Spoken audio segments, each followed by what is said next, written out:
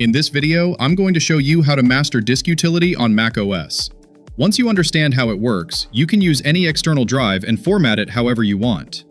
To keep this video as simple as possible, I'll try not to use too many complicated technical terms, and we'll jump straight into hands-on practice with this Samsung T7 SSD. First, open Disk Utility on your Mac by pressing Command Space and typing Disk Utility. This app comes pre-installed on macOS, so you don't have to install anything. Next, connect your drive to the Mac using a USB-C to C cable or a Thunderbolt cable. You should see a new external drive show up in the sidebar. The sidebar displays all drives currently connected to your Mac. This one is my internal drive, so we won't touch it. If your sidebar isn't showing all devices, go to View and choose Show All Devices. Now you'll see a folder-like structure with different levels. This is called the device hierarchy. Don't worry, by the end of the video, this will all make sense. I'll click the first item, which is the physical disk. On the right, you can see its capacity is 1 terabyte. I'll click Erase to wipe everything and set up this drive. Here you'll see two options, Scheme and Format. Simply put, Scheme defines how the drive is partitioned, while Format defines the file system, or how data is stored. These details get saved on the drive and take up a tiny bit of space. When you plug the drive into a computer, the system reads this information, and if the operating system supports it, the drive works normally. For most everyday users, GUID Partition Map is the best choice, because it's modern and works on both macOS and Windows. Master Boot Record is an older Windows standard and has a 2 terabyte size limit. If you're formatting a drive for a TV, DVR, camera, or similar device, you might need this format depending on what the device requires. Apple Partition Map is very old and was used for PowerPC Macs. It's almost never used today. Now let's move on to the format options. macOS has 3 groups: APFS, macOS Extended, and the FAT group. Basically, if you're using an SSD, choose APFS. If you're using a hard drive, choose macOS Extended. You can still format an HDD to APFS, but many users say it performs slower than macOS Extended. If you want the drive to work on both macOS and Windows, choose exFAT. I'll leave an infographic here if you want to explore more.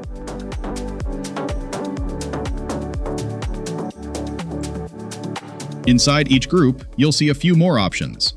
For example, Encrypted lets you set a password. You'll have to enter that password every time you connect the drive to your computer. Case Sensitive means the system treats uppercase and lowercase letters as different.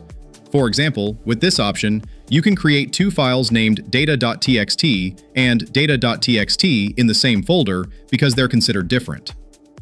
Encrypted and Case Sensitive is simply a combination of both. Finally, enter a name for the drive and click Erase to format it.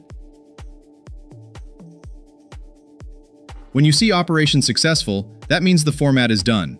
Now you have a volume named Videos with a capacity of 1 terabyte, the same as the physical drive. Open Finder and you'll see the Videos volume. Next, we're going to split this physical drive into 2 equal parts, each 500 gigabytes. This is where Partition comes in. Click the Partition button in the top toolbar.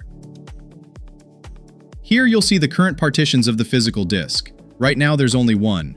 To add a new partition, click the plus icon and choose Add Partition. You can drag the slider to adjust the size of the new partition. Give it a name and click Apply.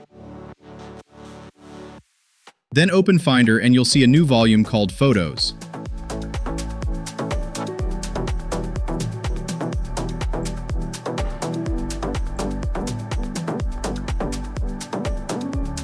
Back in the partition view, you'll notice you can't resize a partition that already exists. It's like cutting a cake.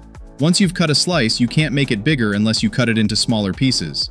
Here, I'll select the Videos partition and split it in half. The Photos partition will stay the same. Make sure the Videos partition is highlighted in blue, click the plus icon, and do the same steps as before.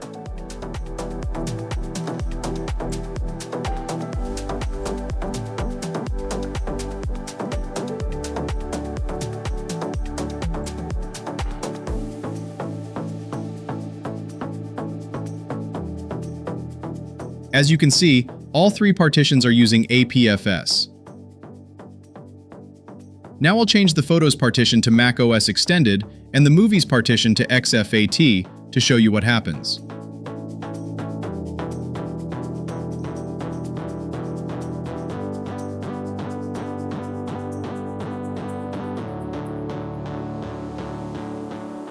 At this point, the container concept for the photos and movies partitions is gone.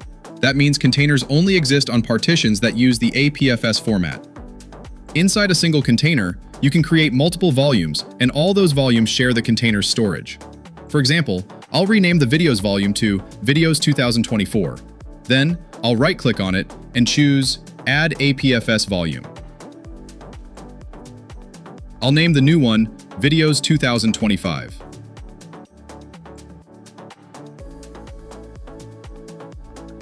Instead of right-clicking, you can also select a volume, go up to the volume icon in the toolbar, click the minus button to delete, or the plus button to add another volume.